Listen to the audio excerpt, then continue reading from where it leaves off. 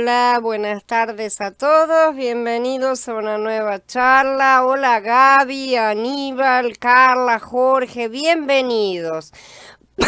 Vamos a dar comienzo, ya empezamos tosiendo, a la segunda parte del capítulo de culpa de sangre. Vamos a hablar de toda una serie de puntos que están referidos a este asunto de la culpa de sangre. El mandamiento de no asesinar, no matar, tiene muchos aspectos diferentes, por eso va a abarcar varios posts. Ahora vamos a hablar acerca del arrepentimiento y la corrección. La importancia del arrepentimiento radica en el hecho de que es un cambio de mentalidad o forma de pensar. Es lo que se busca, es poner la mente de Mashiach en la persona. Este ha sido siempre el objetivo de la historia y el propósito subyacente de la ley. Los juicios de la ley son de naturaleza correctiva y nunca fueron diseñados simplemente para infligir un castigo, porque el profeta dice: cuando la tierra experimente tus juicios, los habitantes del mundo aprenderán justicia. En Yeshaya, en el capítulo 26. Por lo tanto, si el castigo fuera para matar y destruir, evidentemente la gente no podría aprender justicia al experimentar los juicios, ¿no es cierto? Mashiach, nuestro Redentor, no perdonó automáticamente a los que no tenían ley en su muerte en el madero, como algunos enseñan, ¿no es cierto?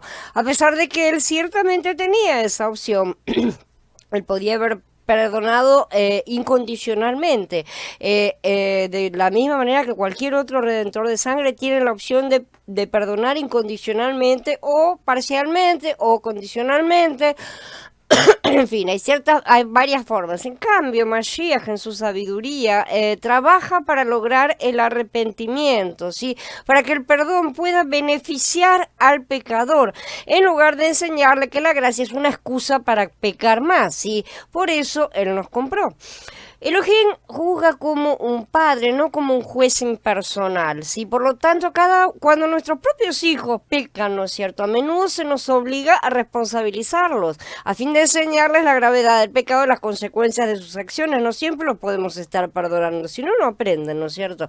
Si bien los padres pueden fingir estar enojados con el niño que ha pecado, y lo hacemos muchas veces, un buen padre juzga desde la posición del amor y la misericordia, y todo juicio está diseñado para corregirlos y llevarlos a un lugar de madurez y responsabilidad.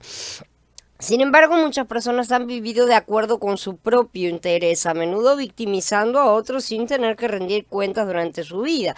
Las ofensas siguen sin resolverse y la injusticia prevalece en la tierra continuamente, eso lo sabemos. Por esta razón, el juicio del gran trono blanco es necesario para que todos los pecados no resueltos se hagan responsables, sean entregados a sus responsables. El primer propósito del gran trono blanco es revelar a toda la humanidad la verdad de Mashiach, ¿sí? El horror del pecado y la gracia que lo supera todo. Cuando los hombres se iluminen en aquel día, ¿no es cierto?, en aquel trono donde se revela toda la verdad y se descubren todos los secretos, entonces toda rodilla se doblará y toda lengua confesará que Yeshua HaMashiach es el Adón. Este arrepentimiento universal será el comienzo del entrenamiento mundial para conocer a Elohim, porque Shaul dice que nadie puede decir Yeshua es el Adón excepto por el Ruach HaKodesh, ¿no es cierto?, en Corintios Aleph en el 12. Por lo tanto, en el gran trono blanco todos los hombres expresarán su fe en él. Esta es la primera porción del lago de fuego que los bautizará, un fuego diseñado para purificarlos del pecado por la convicción del Ruach HaKodesh, que es fuego, ¿no es cierto? Así, en el gran trono blanco toda la humanidad comenzará a estar sujeta a la ley ardiente de Elohim, a la ley de fuego. Todos los que no lograron poner su fe en Yeshua HaMashiach como el que pagó la pena por sus pecados serán juzgados por la ley de fuego de acuerdo con sus obras, ¿no es cierto?, como incrédulos directamente, ¿sí? Ninguno de ellos tendrá activos, o sea, tendrá dinero, ¿no es cierto?, para pagar la restitución por sus pecados cometidos durante su vida, por lo que la ley dice que deben ser vendidos a servidumbre, ¿no es cierto? hasta que paguen su deuda y ahí irán a la segunda ronda. Serán vendidos a los creyentes, ya que se les va a dar la autoridad a ellos para gobernar y reinar con Mashiach sobre los demás, hasta que el gran jubileo libere a toda la creación, ¿no es cierto? Hasta que todo haya sido purificado y pagado y restituido hasta el último centavo, como dice Mashiach. Durante ese tiempo de juicio legítimo, los creyentes enseñarán con palabras y entrenarán con el ejemplo para que ellos también puedan comenzar a poner la mente de Mashiach durante ese tiempo de servicio y entrenamiento.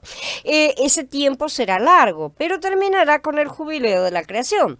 Elohim es especialmente misericordioso con los que se arrepienten. Él dice, ¿acaso quiero yo la muerte del impío? Dice Adonai Yahweh, ¿no vivirá él si se aparta de sus caminos? En Yahezkel 18. En el 33 dice, por vida mía, que no quiero la muerte del impío, sino que el impío se aparte de su camino y viva. Dice Adonai Yahweh, apártense de sus malos caminos. ¿Por qué morirán, oh casa de Israel?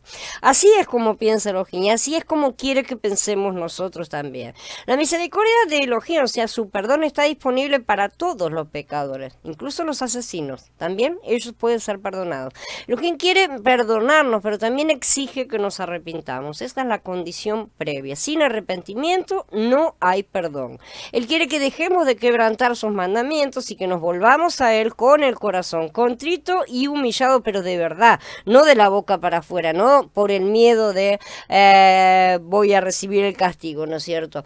Después debemos pedirle perdón y ser bautizados. El bautismo es un acto en el que mostramos que nuestro viejo yo ha muerto y ha sido sepultado, ¿no es cierto? Junto con Mashiach en su tumba. Y si ha muerto y hemos resucitado en Mashiach, ya no podemos practicar la antigua forma de vivir y pensar, incluyendo odios y rencores. Uno de los más hermosos ejemplos de la misericordia y el perdón de Elohim es el llamamiento y la conversión de Shaul. Antes de su conversión, él había dado personalmente su voto para la ejecución de algunos creyentes, como Esteban, ¿no es cierto? De manera que, aún indirectamente, era un asesino según la ley. Pero Elohim lo perdonó, sí, lo cual desde entonces vino a ser un ejemplo de la gran misericordia de Yahweh y de cómo él ve las cosas, ¿no es cierto? Para nosotros siempre el asesinato es el mayor de todos los pecados, ¿no es cierto? Pero para él no lo es, él puede perdonarlo realmente. Sin embargo, una vez más, ¿no es cierto? Recordamos, lo perdonó porque Shaul se arrepintió. Sí, no porque sí. La salvación de Yeshua está al alcance de todo el mundo. Él murió por todos, pero es necesario que cuando Él se acerque a nosotros, sí, porque no somos nosotros los que lo buscamos, como vemos en el caso de Shaul y el de todos nosotros, sí, nos volvamos a Él aceptando su ayuda y arrepintiéndonos. Muchos pueden desear ser salvos, pero al negarse a arrepentirse o perdonarse encadenan a sí mismos. Muchos no quieren dejar la cosa. Sí quieren no ser castigados por lo que están cometiendo. En realidad es eso. Pero no buscan ser salvos porque no sienten estar perdidos, ¿sí? Entonces el perdón solo puede ser dado a aquel que está arrepentido. En Timoteo Aleph, en el capítulo 1, Shaul nos habla de sí mismo y dice justamente, habiendo yo sido antes blasfemo, perseguidor e injuriador, fui recibido a misericordia porque lo hice en ignorancia, en incredulidad. Pero la gracia de nuestro Adón fue más abundante, con la fe y el amor que es en Yeshua HaMashiach. Palabra fiel y digna de ser recibida por todos, que Yeshua HaMashiach vino al mundo para salvar a los pecadores, de los cuales yo soy el primero. Pero por esto fui recibido a misericordia, para que Yeshua HaMashiach mostrase en mí el primero toda su clemencia, para ejemplo de los que habrían de creer en él para vida eterna. De manera que Shaul admite haber sido asesino, ¿no es cierto?, perseguidor y blasfemo totalmente, pero dice que lo hizo en ignorancia. Realmente en aquel momento no sabía, él pensaba que estaba sirviendo a Yahweh, al contrario, como tantos hoy también creen y Mashiach advirtió que eso sucedería. Vamos a hablar un poco acerca de los asesinatos que no tienen, que están sin resolver. En la actualidad, un asesinato sin resolver se considera como un asunto solo de la policía, ¿no es cierto?, y de los tribunales. Solamente esas cosas, ¿no es cierto?, que vienen las investigaciones y todo lo demás. Pero bajo la ley mosaica no era así. La responsabilidad recaía sobre toda la ciudad.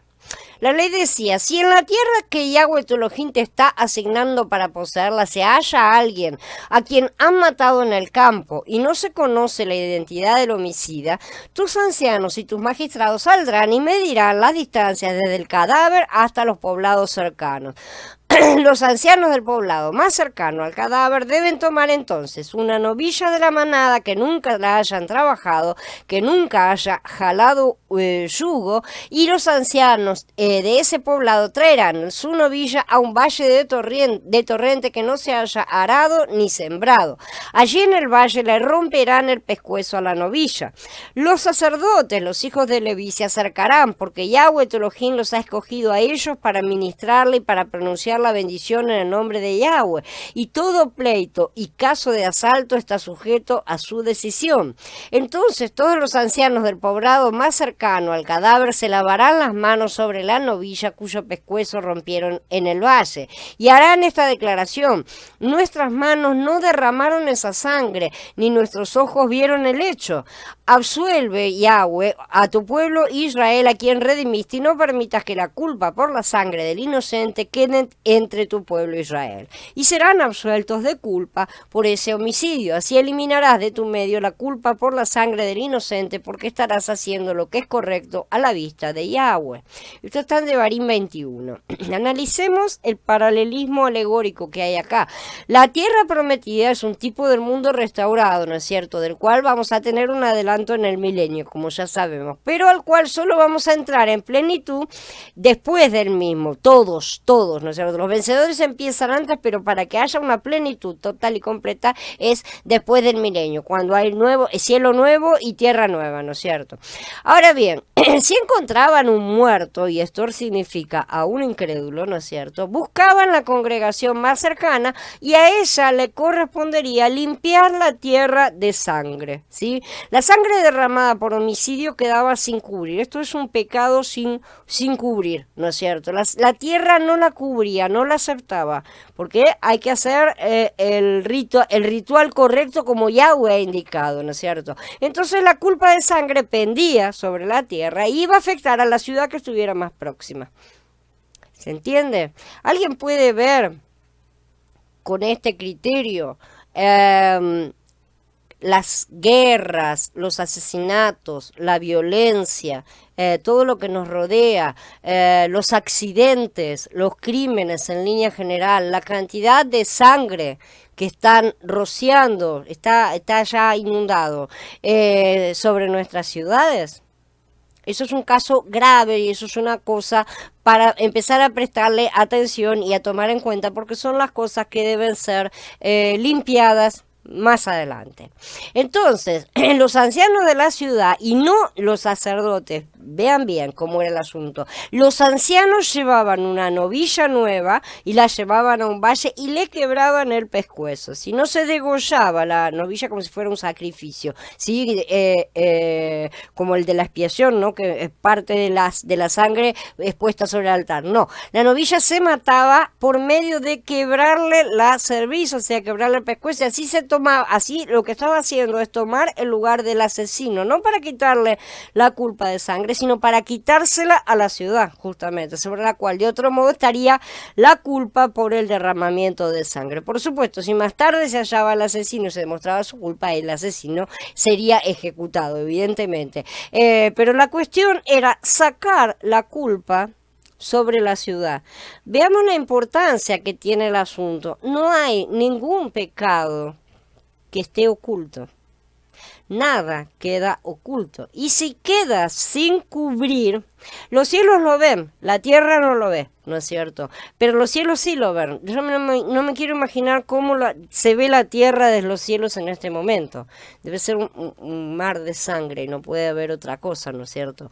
Porque nada es cubierto y nada es justificado correctamente. Entonces estas cosas son importantes que las empecemos a ver y a entender para el plano espiritual sobre todo, ¿no es cierto? Porque ya sabemos que todo lo que está en la era de Pesaj son sombras de lo que va a venir después, ¿sí? Las leyes de la guerra, este es otro punto, ¿no es cierto? Que muchos hablan. La ley en sí es una guerra contra el crimen. ¿no es cierto? La ley es una guerra, lo que establece la ley es una serie de reglas que luchan contra el crimen, no esto, no lo otro, ¿no es cierto? Pero mientras que la mayoría de las leyes tratan con las relaciones sociales dentro de la comunidad, hay ocasiones en que las naciones victimizan a otras naciones, ¿no es cierto? Cuando las naciones atacan a otras. En esos casos la ley se aplica internacionalmente. Elohim mismo juzga a las naciones para restaurar el orden legal en esta Corte Suprema. Devarim en el capítulo 20 nos da el bosquejo principal de las leyes de guerra, de la guerra. Si el capítulo supone, por supuesto, que la guerra que se está contemplando es justa, ¿sí? Y que Elohim ha dictado el fallo en su corte divina, ¿no es cierto? Ha ordenado esa guerra, y no que es una guerra que se les ocurrió y vamos a ganarnos el terreno del vecino, ¿no es cierto? No es una guerra de esa forma, sino una guerra justa. Entonces, en las religiones de la mayoría de las naciones, también ellos hacían guerras, ¿no es cierto? Se asumía que su Dios simplemente quería imponer su voluntad sobre las otras, él quería tener más debajo de sus pies, ¿no es cierto? Y que de esa manera sus dioses los iban a ayudar, ¿no es cierto? Entonces al pueblo elegido, porque ahí cada uno siempre fue el pueblo elegido de su propio Dios, supuestamente, ¿no es cierto? Entonces los iba a ayudar a extender su poder y su territorio. La gente normalmente no pensaba en esas conquistas en términos de restaurar el orden del universo, que es lo que Yahweh hacía, ¿no es cierto? Utilizaba a una para castigar a la otra que ya le había tocado el tiempo del castigo y no se había arrepentido, y así él manejaba las cosas. La guerra se libraba generalmente por motivos egoístas, esa es la verdad, con poca o ninguna consideración por el bienestar de las personas que nunca contaron para mucho. Pero el Elohim de las escrituras no es como estos otros dioses. Y cuando Yahshua vino a revelar el corazón del Padre, encontramos que tenía tanta compasión por los samaritanos y romanos como por su propia tribu.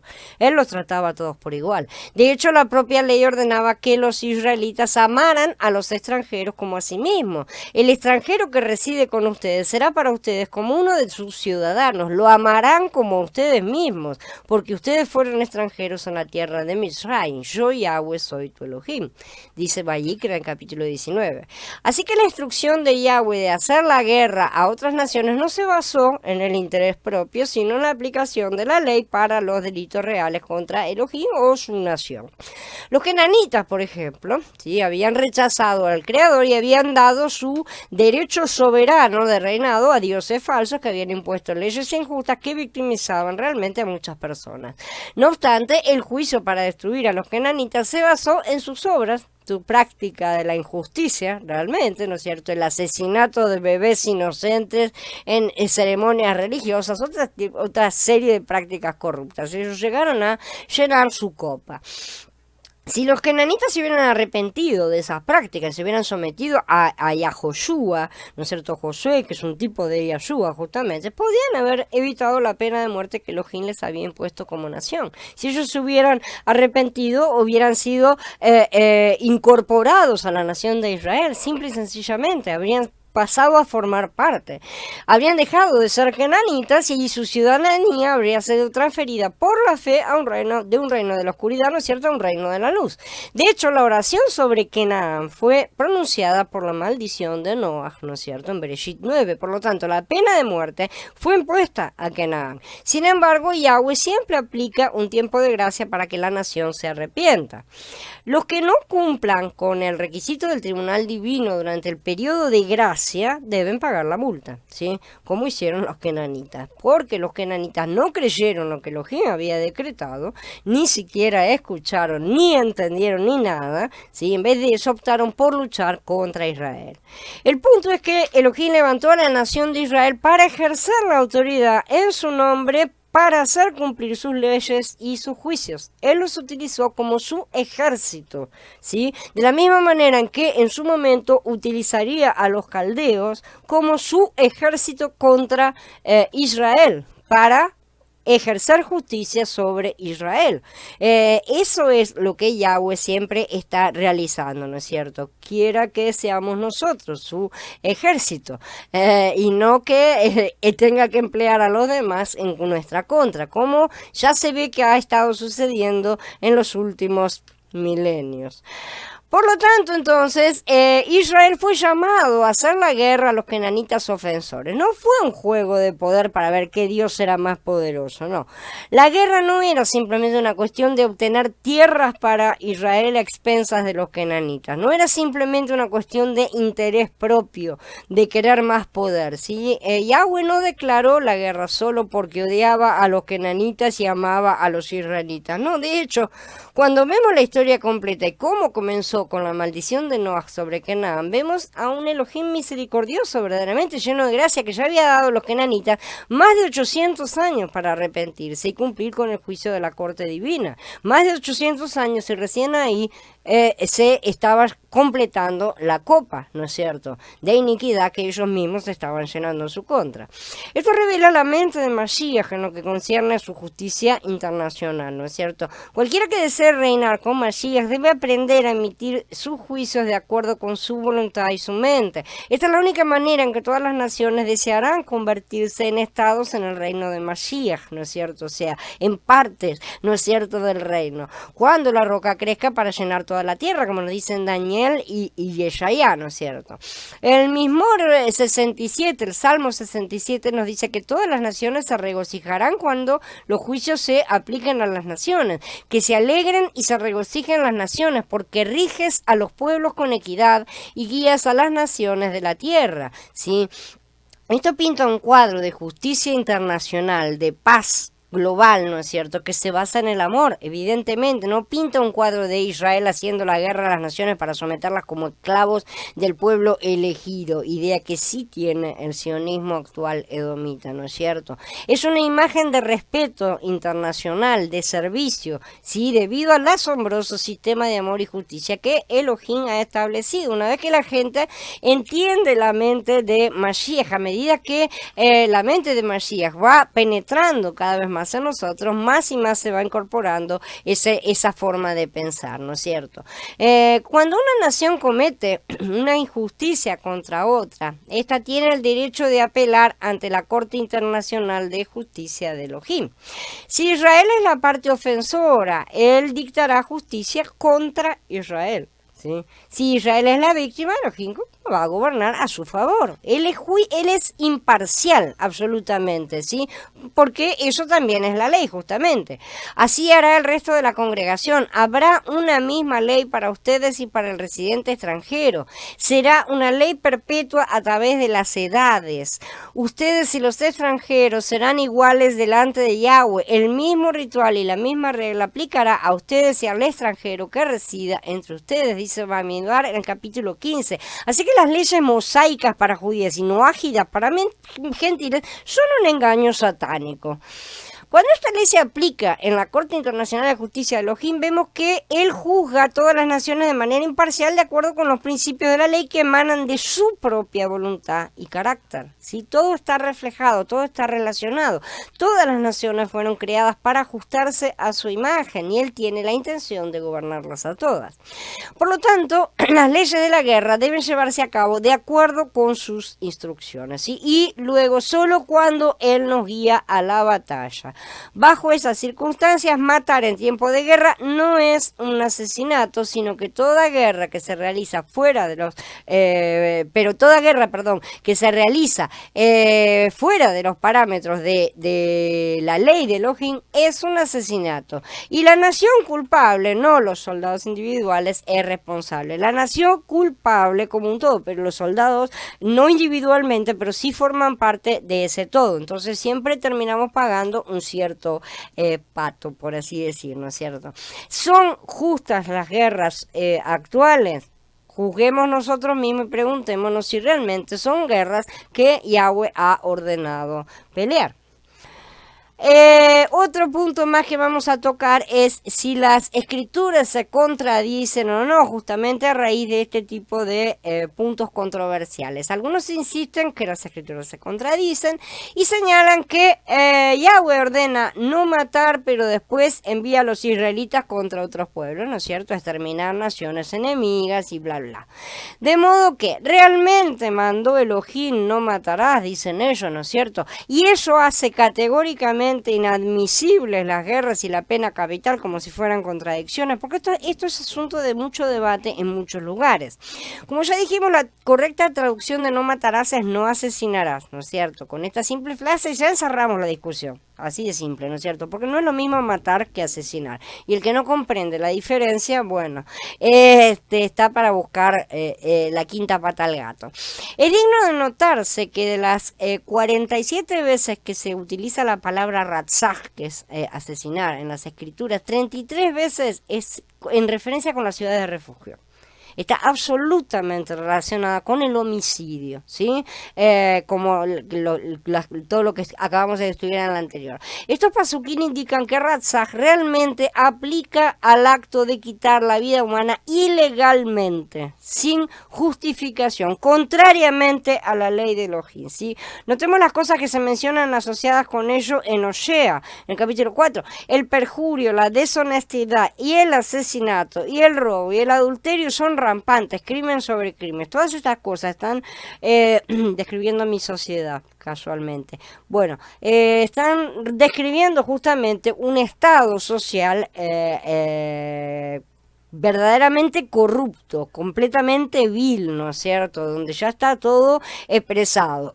Como se muestra en lo dicho respecto al castigo del asesino deliberado, ¿no es cierto? No todo caso de quitar una vida humana se consideraba asesinato, ni estaría prohibido por el sexto mitzvah, mandamiento.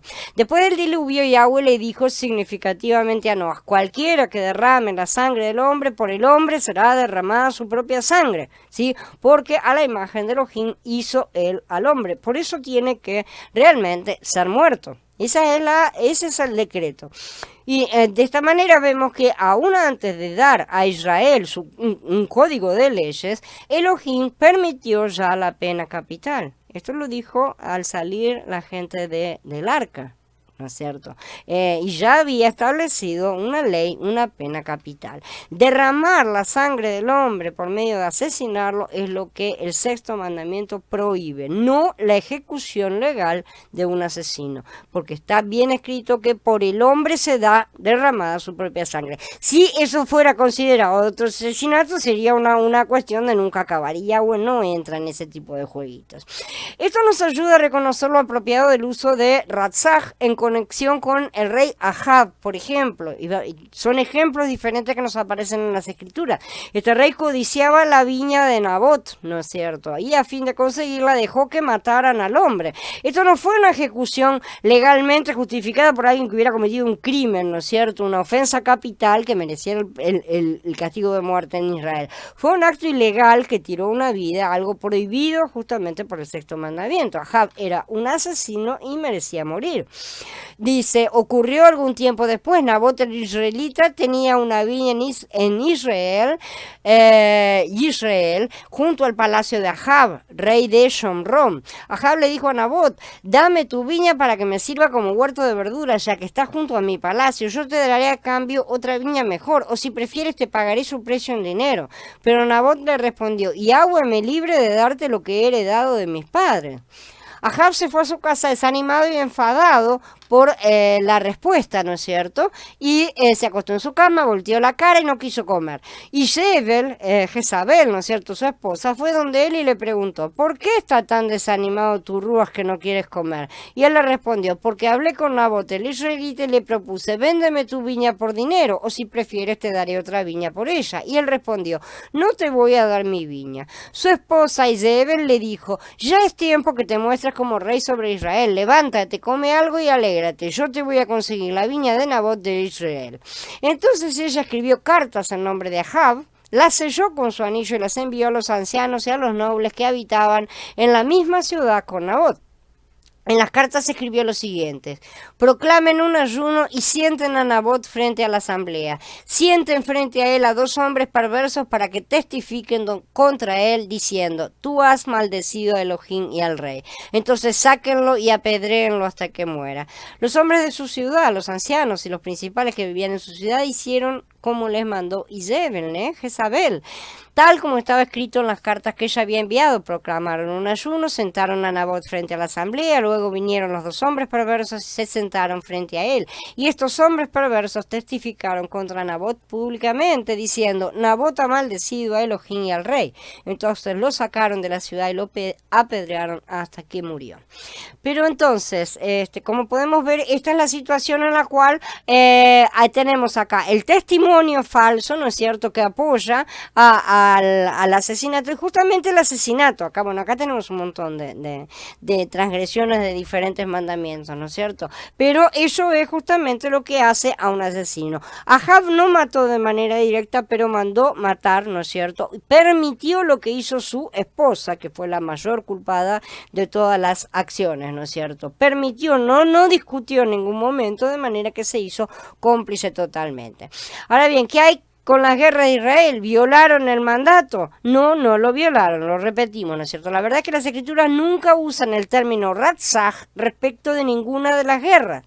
Esa es la cuestión también que hay que mirar en las escrituras, y que cuando volvemos a recuperar las palabras originales nos damos cuenta que el uso de sinónimos no siempre nos ayuda.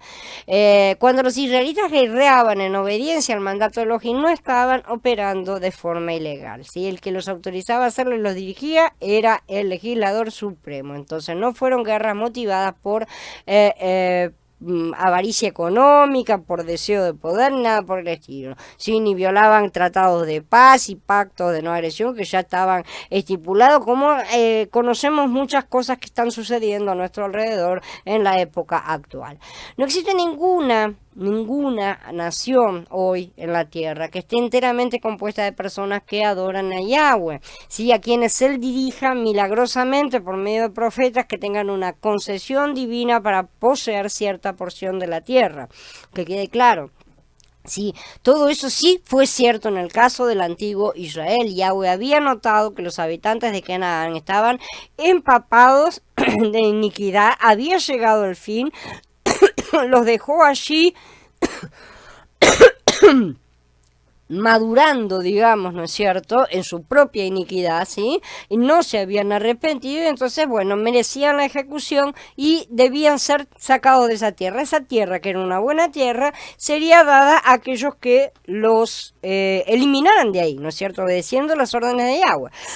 Entonces, él, como dueño de toda la tierra, determinó usar a su recién nacido pueblo de Israel como la mano ejecutora de los kenanitas, ¿sí? Entonces, cuando los israelitas ejecutaban los juicios legales y moralmente rectos, ¿sí?, de Yahweh, porque es él el que determinaba, y ellos no entendían nada, ¿no es cierto?, de lo que habían hecho o no hecho los kenanitas. Simple y sencillamente entendían el hecho de que les estaban dando tierra, básicamente, ¿no es cierto? No estaban entendiendo los puntos de la justicia, ni mucho menos el plan de Yahweh, ni nada, ¿sí? Pero hoy en la época de los creyentes la cosa está diferente, ¿no es cierto? Si muchos de ellos quieren soñar que están libres de las leyes, pueden arriesgarte. Sin embargo, son las leyes las que los protegen, ¿sí? Si ya han comprendido, por el contrario, que la ley no ha sido abolida, sino perfeccionada y elevada a niveles más altos espiritualmente, van a comprender que no somos libres de incumplir ni un til ni una jota de las escrituras, ¿sí? Pero para los duros de servir vale la pena que recuerden que Yahweh estableció convenio con la humanidad a través de Noah después del diluvio, y también estableció la regla, ¿no es cierto? De la sangre de vida de ustedes yo pediré cuenta, se la pediré a toda bestia, al hombre también le pediré cuenta por la vida humana, a cada hombre por la de su prójimo. No es porque sí, ¿no es cierto? No es solamente a cada hombre por la de su prójimo, como si él hubiera matado y nada más. Sí, evidentemente, o sea, el que mata se le va a pedir cuenta de esa vida que tomó, pero también, como ya vimos, el del prójimo que murió ahí y nadie vio y no se sabe quién fue el asesino, también esa muerte también será pedida y reclamada, a menos que hagamos las cosas que él nos dice que tenemos que hacer. Ya que el sexto mandamiento simplemente declaró lo que Elohim le había dicho a la entera familia humana por medio de Noah, de la misma manera que, ¿no es cierto?, habló a toda la familia, a toda la humanidad a través de Adán, cuando estábamos todos en su interior, también en ese momento a través de Adán, a través de Noah y de sus hijos, ¿no es cierto? Esto, en cierta forma, convertiría a todos en noágidas, ¿no es cierto? Ya que Abraham no estaba en ese momento. Pero no, no existe eso, ¿sí? De cualquier manera, aunque digamos, Abraham no existe, la ley fue abolida, ¿no es cierto? Por ese mismo pacto que es anterior aún al de Abraham, estamos obligados a no asesinar, evidentemente al resto de las cosas también. En realidad los capítulos finales de las escrituras nos advierten que los asesinos que no se arrepientan van a experimentar la muerte segunda, pero para los cobardes e incrédulos, para los abominables y homicidas, para los fornicarios y hechiceros, para los idólatras y todos los mentirosos, su herencia será el lago que arde con fuego y azufre, que es la muerte segunda. Dice Gilgalut 21 al 22, dice: felices los que guardan sus mandamientos para que tengan derecho al árbol de la vida y para que entren a la ciudad por sus puertas, pero excluidos quedarán los perros, los hechiceros, los fornicarios, los homicidas, los idólatras y todo el que ama y practica la mentira. Esto nos ayuda a ver la importancia de no participar en quitar vidas humanas sin la autorización específicamente declarada de Elohim.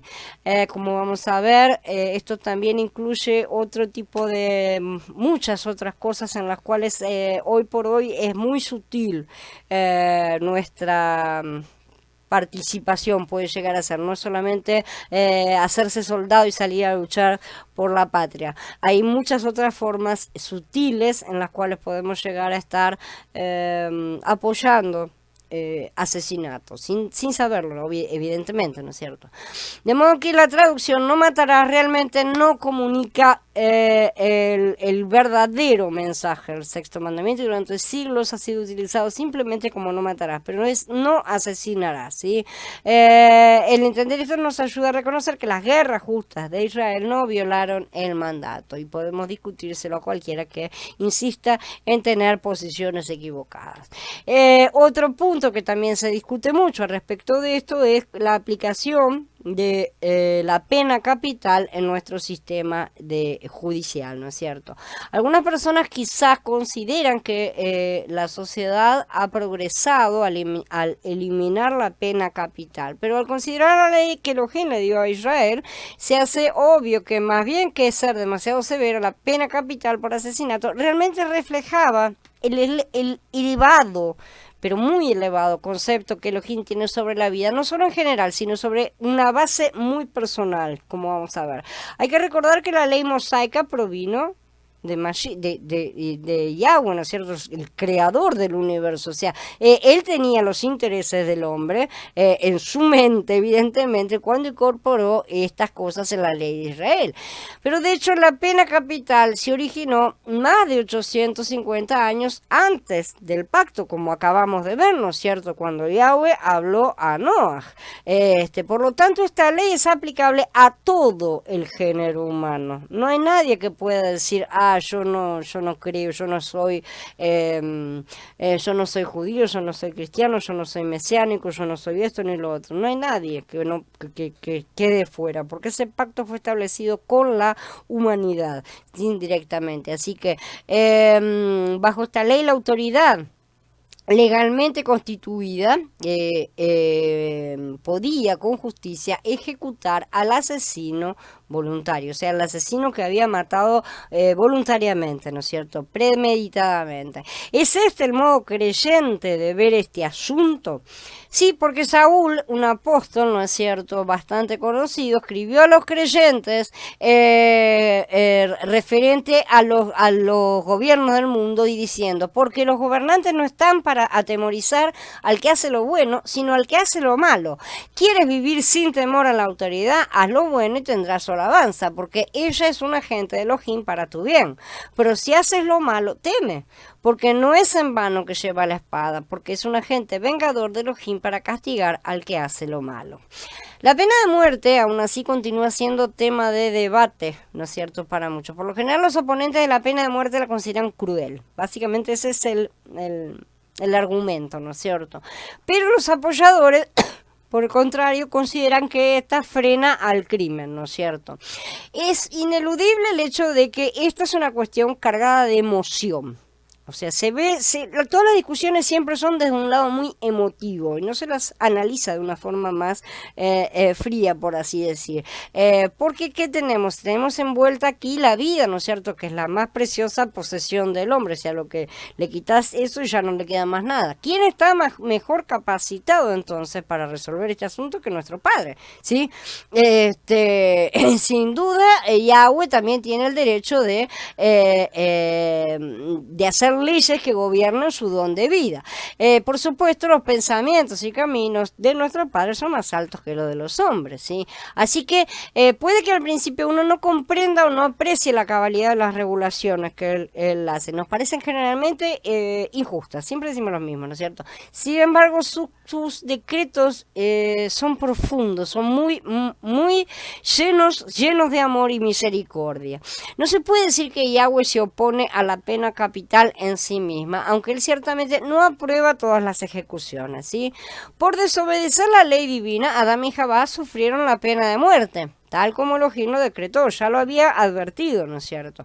Yahweh ejecutó a los malhechores durante el diluvio global en los días de Noaj, ¿no es cierto? Y también en las ciudades de Sodoma y Gomorra, por ejemplo. Él mismo fue el que hizo eso. Entonces, por medio de autoridades humanas en Israel, en el antiguo Israel, ¿no es cierto? En ciertas ocasiones, Elohim hizo que se ejecutara ciertamente la pena capital, porque tenía que mostrar que eso sucede.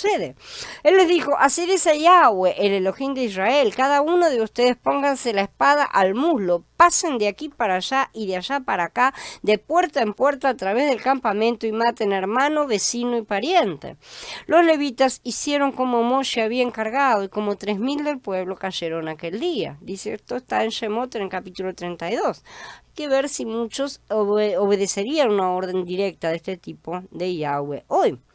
Cuando Israel estaba en Shittim, el pueblo se profanó prostituyéndose con las mujeres moabitas, quienes invitaban al pueblo a sus sacrificios para su deidad. El pueblo participó con ellos y adoraron a aquella deidad. Así Israel se apegó a Baal peor y Yahweh se enojó con Israel. Cuando Pinhas, o sea Fineas, hijo de Eleazar, el sacerdote, vio eso, salió de la asamblea y tomando una lanza en la mano, siguió al israelita hasta la alcoba y los traspasó, porque iba con una prostituta moabita, y los traspasó a los dos, al israelita y a la mujer, por el vientre. Entonces se detuvo la plaga contra los israelitas. Los que murieron en la plaga sumaron 24,000. Yahweh le habló a Moshe y le dijo: Pinhas, hijo de Eleazar, hijo de Aarón, el sacerdote, ha apartado mi ira de los israelitas al desplegar entre ellos su pasión por mí, de modo que no barría al pueblo israelita en mi pasión. Esto está en Bamidbar en el capítulo 25. Entonces, una única acción detuvo una peste que llegó a matar 24,000 personas, ¿no es cierto? Es una acción feroz y decidida, por así decir. Serían capaces de tomar ese tipo de decisión llegado el caso. Este tipo de cosas requieren una gran firmeza y una gran creencia en lo que la ley de Yahweh significa realmente. Las autoridades humanas frecuentemente han clasificado el asesinato como una ofensa capital, ¿sí? El apóstol Yahanan escribió: ustedes saben que ningún homicida tiene vida eterna permaneciente en él, ¿sí? En el capítulo 3. Al ser conmovidos emocionalmente, quizás por el periodismo sensacionalista, ¿no es cierto?, que maneja mucho de esas cosas cuando las muestra, algunos tal vez piensen que la ejecución de asesinos es algo cruel, ¿sí? Pero no se podría decir lo mismo de sus actos violentos cometidos por ellos y otros como ellos, ¿no es cierto?, que privan a otros de sus vidas. Al final de cuentas, ellos también han matado. A menudo, también el asesino mata al afligido y al pobre, dice Job en el capítulo 24. Y aunque el mero sentimiento no es la base de todo el juicio en estos asuntos, no se puede pasar por alto tampoco el dolor por la pérdida de la familia de la víctima, ¿no es cierto? Ciertamente no se puede administrar justicia sin dar retribución a las víctimas, que siguen siendo las únicas capaces de perdonar al asesino. Algunos quizás pregunten, ¿frena realmente el crimen, la pena capital? Yahweh, que conoce bien la hechura del hombre, dice que sí lo hace. Concerniente a los apóstatas se nos dice, si tu hermano, el propio hijo de tu madre, o tu hijo o tu hija, o la esposa de tu intimidad, o tu amigo íntimo, te incita en secreto diciendo, ven, vamos a adorar otras deidades, las cuales tú ni tus padres han experimentado, de entre las deidades de los pueblos a tu alrededor, sea cerca de ti o lejos, en cualquier parte de un extremo de la tierra al otro, no consientas ni le hagas caso, no le muestres ninguna piedad ni compasión y no lo encubras. Quítale la vida. Que tu mano sea la primera contra él para darle muerte y después la mano del resto del pueblo. Apedréalo porque trató de apartarte de Yahweh tu Elohim, que te sacó de la tierra de Mitzrayim, de la casa de esclavitud. Así todo Israel oirá y temerá y tales maldades no se volverán a hacer en tu medio. Dice Devarim en el capítulo 13. En ciertas ocasiones las autoridades humanas han ejecutado realmente de forma injusta a personas por actos triviales de maldad, inclusive se ponen penas que no corresponden con los crímenes cometidos, por ejemplo, matar por robar un pan, ¿no es cierto? Como si eso fuera a hacer acabar todo el crimen, ¿no es cierto? Por eso los gobernantes mundiales van a tener que asumir su responsabilidad ante el juez de toda la tierra, ¿sí? Y por eso que muchas veces los inocentes han sido muertos. Yahweh no es responsable por las parodias de justicia que resultan en muerte por ejecución, ¿no es cierto?, de los hombres que determinan hacer leyes de acuerdo a sus propias conciencias, porque Él es justo. De manera que todas las torceduras y ataques que se puedan hacer en contra suya, de su persona o de su ley, van a tener que ser respondidas también delante de su tribunal en aquel día. Dentro de la misma manipulación ideológica y condicionamiento mental que atravesamos en este sistema satánico, existe otro punto que irónicamente también es centro de debate. ¿Qué es matar legalmente y qué es asesinato? ¿Sí? Porque se llega a decir, bueno, pero ¿qué quiere decir matar? Y uno dice, bueno, entonces esta persona está tratando de buscarle, ¿no es cierto?, una forma de evadir, ¿no es cierto? Así, por ejemplo, un general de la brigada norteamericano jubilado, que ahora es profesor de Derecho en la Universidad de Columbia, planteó la cuestión en cuanto a si hay alguna diferencia significativa entre matar a un niñito desde un avión con una bomba, ¿no es cierto?, o por el fuego directo del arma de un soldado de infantería. Y comentó que durante la Segunda Guerra Mundial muchos miles de infantes, de niños, murieron quemados en Berlín, Tokio, Hamburgo y otras ciudades enemigas, y estas acciones ciertamente se las consideró operaciones militares legítimas. Entonces pasó a ser una distinción entre el matar a niños y otros civiles por bombas arrojadas entre aviones y los muertos por soldados a punta de arma de fuego. Entonces eso no es matar, eso son bajas que acompañan el camino, ¿no es cierto?, que le vamos a hacer, ¿sí? Pero ¿qué dice la palabra de Elohim? No establece distinción entre las dos cosas. No hay tal figura de operaciones militares legítimas. Son invenciones, ¿tá? Es imposible considerar la posibilidad de que el ejército que nos defiende, que nos está defendiendo, lance bombas contra los propios defendidos, ¿no es cierto?, sean o no de su propio país, cuando se trata de fuerzas aliadas que andan bombardeando países ajenos, ¿no es cierto?, en honor a tratados que, en fin. Es verdad que en tiempos pasados la nación de Israel sirvió de ejecutora de Elohim para exterminar a los inicuos y depravados kenanitas, porque Yahweh así lo ordenó, ¿no es cierto?, a todas las tribus que estaban dentro del país. Pero ¿qué nación hoy puede mostrar algún mandato que Elohim le haya dado para que sirva como su ejecutora y que pueda decir, eso respalda a mí?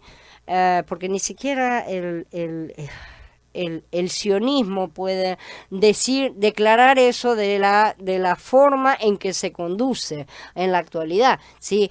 Pero Elohim, el dador de vida, tiene el derecho de decir bajo qué condición se puede quitar la vida humana, y por eso todas estas acciones están siendo anotadas. ¿Sí? No crean que van a quedar sin pena. Por supuesto, muchas personas jamás pensarían en utilizar un arma de fuego o arrojar una bomba. La mayoría no se le cruzaría. ¿Sí? ¿Podrían estas personas, sin embargo, ser culpables de homicidio delante de Elohim sin quizás estar conscientes de ello? Sí, Podrían. ¿Cómo? La ley de Elohim que fue dada a Moshe nos ayuda a entender este asunto. Justamente la ley mosaica sostenía que la muerte, que fuese el resultado de negligencia criminal, incurría en culpa por homicidio, ¿no es cierto?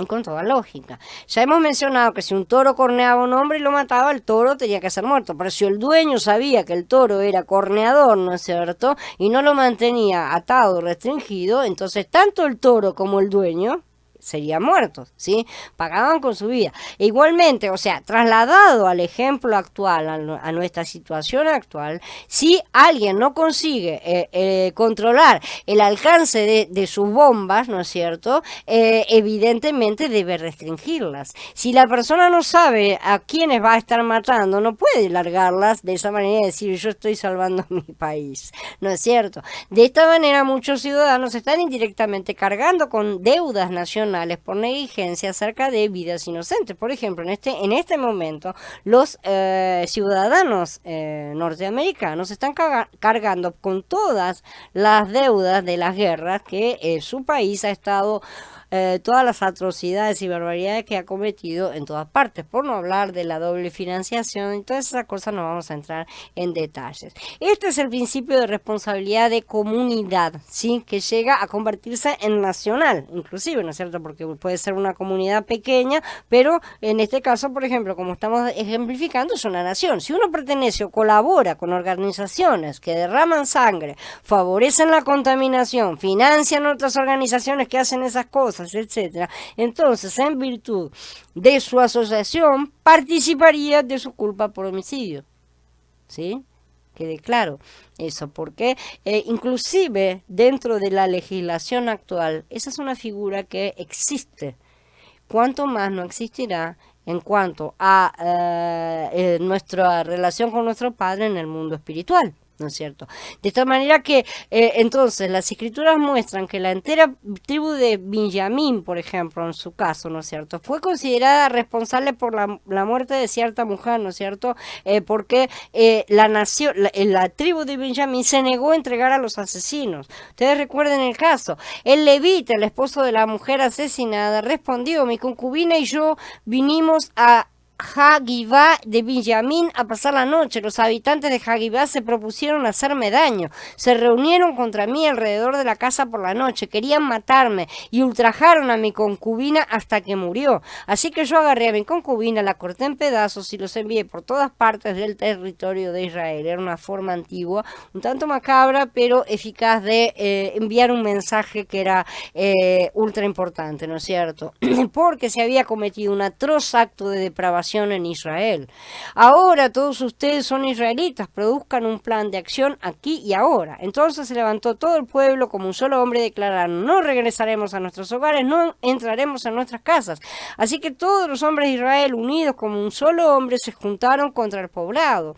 Y las tribus de Israel enviaron hombres por toda la tribu de Israel diciendo: ¿qué maldad es esa que ha ocurrido entre ustedes? Vengan, entreguen a esos canallas en Hagibá para que les demos muertes y erradiquemos el mal de Israel. Eso es lo que tendrían que haber hecho. Tenían que haber entregado a los asesinos porque eran asesinos premeditados.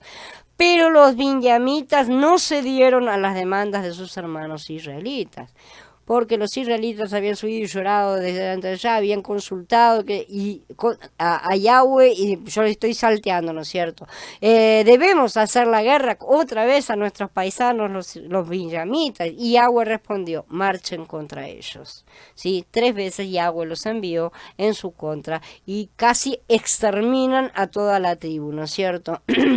Ellos se hicieron culpables, toda la ciudad, toda la tribu, ¿sí?, de la culpa de un grupo reducido de hombres. Entonces vean, entendamos cómo son esas cosas. Si nosotros estamos dentro de una nación que está realizando ese tipo de acto contra el cual nosotros no podemos hacer nada, Porque ¿qué le vamos a decir? Si nuestro presidente decide no entregar al asesino para el otro lado, ¿no es cierto? Y listo, y es realmente un asesino, nosotros quedándonos ahí somos cómplices. Las cosas son complicadas, ¿no es cierto? En nuestra vida actual, en nuestra sociedad, las cosas son difíciles de entender, pero justamente tenemos que comprender a dónde llevan toda esta maraña de sangre derramada y de cosas no pagas, no cumplida la justicia, de todas esas cosas, cómo se ha ido acumulando en contra de todos nosotros, y por algo estamos como estamos. Entonces, al asociarse y respaldar este tipo de organizaciones, las personas se unen a ellas directamente. Muchos no comprenden cómo de esta manera van a recibir el justo castigo que espera a los seguidores del anti-Mashiach por insistir en seguir la religión inventada de un grupo de falsos judíos que continúan esperando un Mashiach propio que no es Yeshua HaMashiach. Los que no quieren que Elohim los encuentre culpables tienen que salirse de todas las organizaciones culturales, sociales y religiosas que no enseñan ni practican los mandamientos que se señalan en la palabra de Yahweh en las escrituras. Los católicos están ligados a una organización que, además del paganismo, tiene relaciones comerciales comprobadas con el negocio de armas, drogas, aborto, prostitución y pedofilia en todas partes del mundo. ¿Qué están haciendo las personas asociadas con una organización como esa? Juntando pena para pagar. Si para los católicos estas no pasan de difamaciones, debería bastarles el hecho de que el Vaticano tenga un banco propio. ¿Tá? Eso es legal, eso está reconocido, ¿no es cierto? Es legal para el mundo, ¿sí? Pero contradice todo mandamiento de pobreza que pretenden hacer cumplir a los demás.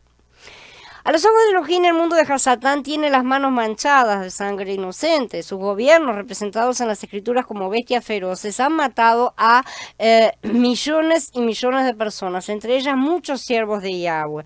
Muchos imperios mercantiles e instituciones científicas han colaborado con las potencias políticas para crear las armas más espantosas que puedan imaginarse, sacando ganancias astronómicas, ¿sí? No hay duda, el mundo entero yace en el maligno. Sin embargo, los seguidores de Yeshua podemos vivir libres de culpa de derramamiento de sangre, tanto a nivel individual como colectivo. ¿Por qué? Porque no somos parte del mundo, desde que limpiemos nuestros caminos, ¿no es cierto? Si es que en verdad andamos en esos caminos, si nos esforzamos día a día por vivir vidas separadas para Él. Antes de encontrar a Mashiach y que el Ruach nos moviera hacia estos caminos en los que hoy estamos avanzando, restauración, todos apoyábamos de una manera u otra al mundo dominado por Hasatán, en uno u otro aspecto, ¿no es cierto? Por eso compartíamos en cierta medida su culpa. Sin embargo, tomamos un nuevo camino, pusimos fe en el sacrificio de Mashiach y dedicamos la vida a Elohim. El Ruach vino, nos movió a comprender muchas cosas, muchas, como aún es el caso que nos convence de errores todos los días y nos ayuda a limpiarnos de las levaduras de siglos de negligencia, paganismo, tradiciones humanas y tergiversaciones, ¿no es cierto? Pero también de aceptación de un mundo que promueve como buenas tantas cosas que hoy comprendemos son completamente maléficas, son satánicas directamente. Si en lugar de negarnos a escuchar su voz, atendemos y obedecemos, por difícil que resulte, nos vamos a beneficiar con su misericordia y protección espiritual. Tiempo de refrigerio de la presencia de Yahweh, dice Maaseh en el capítulo 3 en Hechos. Esta protección nos recuerda las ciudades de refugio, ciertamente son como un oasis donde los creyentes podemos vivir en medio del mundo satánico. Bien, habiendo terminado la charla, quedo a disposición de ustedes para preguntas, consultas. Bueno, si no hay comentarios ni preguntas, yo no sé si esto les está funcionando. A algunos no les funciona, a Gaby no le deja mandar a veces sí, a veces acá se traba. Bueno, yo voy a dar por terminada la charla. Les recuerdo que mañana no tenemos, pasado mañana sí, mañana no tenemos charla, así que nos vemos el jueves con otra de este sexto mandamiento de no matar. Shalom a todos, hermanos, Abba los bendiga grandemente.